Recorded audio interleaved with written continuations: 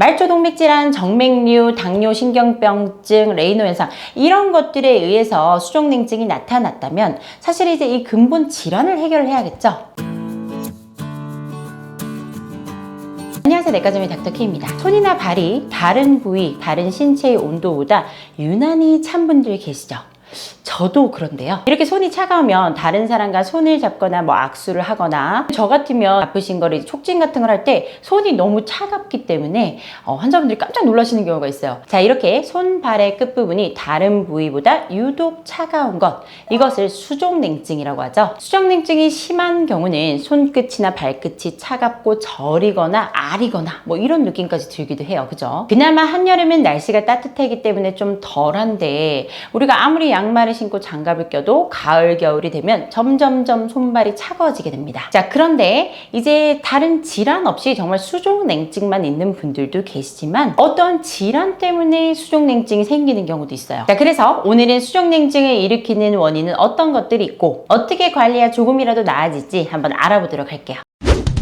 수족냉증을 알고 계신 대로 손발의 온도가 다른 신체 부위보다 조금 낮은 경우를 의미해요. 수족냉증 있으신 분들은 아시죠? 자, 추위가 그렇게 심하지 않은데, 예를 들어 뭐 가을 같은 날씨에도 다른 사람들은 괜찮은데 이런 손발이 굉장히 시리고 그러다 보면 심하게 냉기가 올라오기도 합니다. 자, 우리나라에는 전체 인구의 한 12% 정도나 수족냉증 증상을 겪어본 적이 있을 정도로 매우 수족냉증은 흔한 증상이에요. 하지만 사실 이제 이 수족냉증은 정확한 기전이나 원인에 대해서는 잘 밝혀져 있지가 않아요. 여러 가지 원인들에 의해서 교감신경이 자극이 돼서 혈관이 수축을 하고, 이것 때문에 손끝이나 발끝 말초 부위의 혈액 공급이 줄어서 이렇게 수족냉증이 나타난다라고만 알려져 있습니다. 이걸 이제 쉽게 설명을 드리면, 심장에서 피를 이렇게 열심히 짜서 몸의 각각의 부분, 손끝 발끝까지 가라고 심장에서 피를 열심히 짜주죠. 그런데 이렇게 열심히 짜주는 만큼 혈관 이 길이 뚫려 있어야 짜주니까 쭉 갈 거 아니에요. 그런데 이 길이 억지로 이렇게 좁아져 있는 거죠. 그렇다 보면 손끝 발끝까지 피가 원활하게 다 못 가겠죠. 그렇기 때문에 손끝 발끝에 가는 혈액의 양이 부족하게 되고, 혈액의 양이 부족하니까 이 부분에만 냉기를 느끼게 됩니다. 그러다 보니까 저리거나 아린 느낌이 들기도 해요. 이때 손발의 온도가 실제로 떨어지는 분들도 있지만, 손발의 온도가 떨어지지 않았음에도 불구하고 차갑게 느껴지는 경우도 많습니다. 만약에 추운 곳에 있을 때뿐만 아니라 따뜻한 곳에 있을 때도 가끔 손발이 시리고 아프다 하시면 수족냉증을 한번 의심해 보셔야 돼요. 자, 그렇다면 이렇게 말초 쪽 혈관이 수축하게 되는 원인 무엇이 있을까요?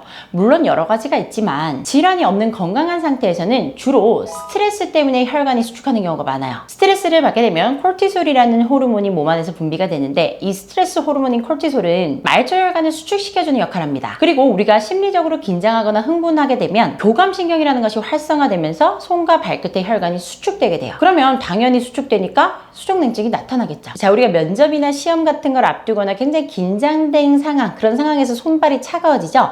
그런 것이 바로 이런 경우예요. 자, 그 외에도 당연히 추운 날씨면 손발에 있는 혈관은 수축할 수밖에 없고요. 흡연을 하는 경우도 혈관이 수축되게 됩니다. 자, 이렇게 질환이 없는 경우에 손발 혈관이 수축되는 경우에 대해서 알아봤는데, 반면에 이제 질환이 있는 경우도 있어요. 숨겨져 있는 질환이 있는 경우가 있습니다. 주로 말초동맥 질환이라든가 정맥류 같은 혈관 질환도 있고, 주로 자가면역 질환이 있는 경우도 있습니다. 우리가 이제 레이노 현상 이렇게 부르는데, 자가면역 질환 같은 게 동반된 경우에는 손발이 하얗게 변하는 경우도 있어요. 손발 끝이. 자, 이제 그럼 말초동맥 질환 이런 것들은 어떤 것이냐? 우리 몸의 팔과 다리에는 동맥과 정맥이 있죠. 심장에서 팔, 다리로 혈액을 공급해주는 그 파이프 같은 관이 동맥이고, 이 동맥 끝에서 돌아와서 심장으로 다시 돌아가는 길이 정맥이에요. 그러면 말초동맥 질환은 심장에서 팔다리로 가는 이 동맥 안쪽에 뭔가의 원인으로 좁아진 거죠. 콜레스테롤이 들러붙었다던가 아니면 염증이 생겼다든가 해서 이 동맥이 좁아져서 생기는 경우예요. 이렇게 되면 공급되는 혈액의 양이 줄어드는 거죠. 왜냐면 가는 길이 막히니까. 가는 길이 막힌 경우예요. 그러면 당연히 팔다리 쪽 끝에까지 근육까지 가는 피의 양이 주니까 영양소나 산소도 줄어들게 되고, 결국에는 손발이 차갑고 저리게 되는 거죠. 반면에 이제 하지정맥류는 뭘까요? 정맥류는 반대입니다. 가는 길은 괜찮은데 오는 정맥이 문제인 거예요. 돌아오는 거. 자, 이 돌아오는 게 어떻게 문제가 생기냐? 우리 몸의 정맥은 이렇게 동맥이 가서 이렇게 정맥이 오죠? 그러면 이제 정맥에는 거꾸로 피가 가지 말라고 판막이 있어요. 판막이 있기 때문에 쭉 다시 돌아오게 됩니다. 압력이 높지 않아도 돌아오게 되는 거죠. 그런데 이 판막에 손상이 생기게 돼요. 그럼 어떻게 되겠어요? 그냥 돌아오지 못하고 다시 약간 역류를 하면서 여기 고이게 되는 거예요. 그래서 혈액이 역류돼 있거나 고여 있는 그것이 바로 하지정맥류인데, 이렇게 되면 돌아와야 되는 피, 그 남은 피가 돌아와야 다시 심장에서 영양소, 산소를 실어서 말초로 보낼 텐데 돌아오지 못하고 차가운 피가 그냥 고여 있는 겁니다. 그러다 보니까 당연히 손발도 차지고 혈액순환이 안 되는 거죠. 이렇게 말초동맥 질환이나 정맥류가 있어서 손발이 찬 경우는 실제로 손발의 온도가 몸의 다른 부위보다 더 낮게 차갑게 나옵니다. 그리고 이 외에도 신경 이상 때문에 수족냉증이 발생하는 경우가 있어요. 대표적으로 말초신경병증이 있는 경우인데, 신경은 길이가 긴 곳부터 증상이 나타나기 때문에 주로 발끝에서부터 발목과 무릎 이렇게 이어지고, 손의 경우에도 손끝에서 시작해서 손목으로 점점점 증상이 나타나게 됩니다. 자, 이런 말초신경병증은 단독으로 발생하기보다 다른 병이 생기면서 함께 생기는 경우가 많죠. 주로 당뇨병 있으신 분들 아시죠? 손발끝이 저리고 아프고 점점 감각이 이상해지고, 당뇨에서 이 말초신경병증이 병발되는 경우가 굉장히 흔합니다. 자, 그리고 아까 말씀드렸죠? 수족냉증과 함께 손발의 색이 변하는 거, 레이노 현상이에요. 이 레이노 현상은 추위에 노출됐을 때 손발의 색깔이 변하게 됩니다. 그뿐만 아니고 스트레스를 받거나 해도 과도하게 긴장되면서 손발의 색깔이 바뀌게 돼요. 하얗거나 파랗게 변하는, 그렇게 변하는 질병이에요. 이런 경우는 그냥 정말 레이노 현상만 있는 경우도 있고 다른 면역 질환이 함께 있는 경우도 있기 때문에 꼭 한번 진료를 받아보셔야 돼요. 말초동맥 질환, 정맥류, 당뇨, 신경병증, 레이노 현상, 이런 것들에 의해서 수족냉증이 나타났다면 사실 이제 이 근본 질환을 해결을 해야겠죠. 사실 근데 이 질환들이 다 해결하기 너무 힘든 질환들이에요.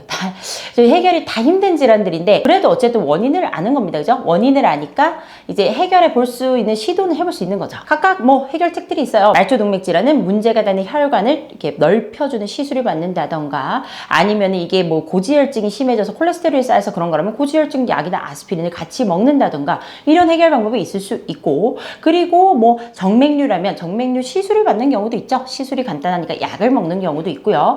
그리고 당뇨신경병증은 아예 특화된 약들이 있습니다. 내가 이제 당뇨 때문에 손발이 너무 저리고 뭐 너무 수족냉증이 있고 이런 분들은 약이 있으니까 담당 주치의선생님과 꼭 상의를 해보시고, 레이노 현상도 면역 질환이 동반된 경우에는 여러 가지 약을 먹어본다든가 뭐 이런 해결 방법이 있기 때문에 그런 기저 질환을 해결을 해보셔야 하고요. 하지만 이 질환의 근본 해결들은 천천히 되잖아요. 그죠? 그럼 그 사이에 관리할 수 있는 방법이 필요해요. 그죠? 이런 병이 있어서가 아니고 그냥 수족냉증이 있는 경우도 당연히 관리법이 필요합니다. 그 관리법이 무엇일까요? 가장 좋은 관리 방법은 항상 따뜻한 체온이 유지될 수 있도록 노력하는 거예요. 사실 수족냉증이 심하신 분들 중에 손발에만 이렇게 따뜻하게 하려고 유지하시는 분들이 계신데, 가장 좋은 것은 손발뿐 아니라 몸 전체를 따뜻하게 유지하는 거예요. 이렇게 하기 위해서는 두꺼운 옷을 한 벌 입을 게 아니고 얇은 옷을 여러 겹을 입으시고, 장갑이나 양말은 꼭 신어주시는 게 좋고요. 반신욕이나 족욕도 당연히 도움이 되겠죠. 신부 체온을 올린데도 도움이 되고, 그리고 약간 심리적인 안정 효과도 있어요. 그래서 스트레스 때문에 수족냉증이 나타나시는 분들한테도 매우 효과가 좋습니다. 자, 그리고 규칙적으로 운동해 주시는 거는 당연히 좋아요. 특히 좋은 운동 뭔지 아세요? 하체 운동과 유산소 운동입니다. 우리 몸에 있는 혈액은 전체적으로 뭐 균형 있게 퍼져 있지만 그 중에서도 중력의 영향으로 하체 쪽에 좀 더 많이 퍼져 있어요. 이 혈액이 심장으로 충분히 올라와야 심장에서 또 혈액을 짜줄 수가 있죠. 이 혈액을 심장으로 잘 올려보내려면, 이전에 제가 기립성 저혈압 영상 한번 설명드렸었죠. 혈관 옆에 있는 근육의 역할이 중요해요. 혈액을 심장으로 올려보내려면 근육이 혈액을 짜줘야 올려보내요. 하체 쪽 근력 운동을 충분히 해주시면 수족냉증에 굉장히 도움이 됩니다. 그리고 하체 근력 운동뿐 아니라 유산소 운동도 함께 해주시면 자연스럽게 몸 전체의 심부 온도가 올라가면서 수족냉증이 완화되는데 큰 도움이 되게 돼요. 자, 그리고 수족냉증 있는 분들 잊으시면 안 되는 게 있죠?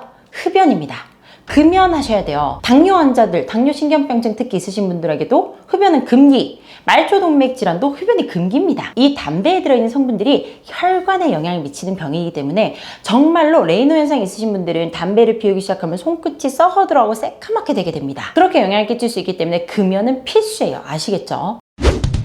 자, 오늘 이렇게 수족냉증에 대해서 알아보는 시간을 가졌어요. 수족냉증은 단순히 그냥 내가 체질이 이렇다 이런 증상이 아니라 우리 몸의 질병 상태, 이상 상태를 나타내주는 신호일 수 있어요. 그렇기 때문에 내 수족냉증이 너무 오래 간다면 원인이 되는 질환은 없는지 한 번쯤 확인해 보시는 것이 필요하겠죠. 오늘 이제 함께 알아본 이 방법들은 3개월 이상, 저를 믿고 3개월 이상만 꾸준히 이 관리하는 방법을 실천을 해주세요. 저도 실천을 할 테니까 여러분도 꼭 실천해 주세요. 아시겠죠? 있죠. 자, 오늘 수족냉증에 대해서 알아봤습니다. 오늘 내용이 마음에 드시면 구독과 좋아요, 알림 설정 부탁드릴게요. 감사합니다. 내과 전문 닥터 K였습니다.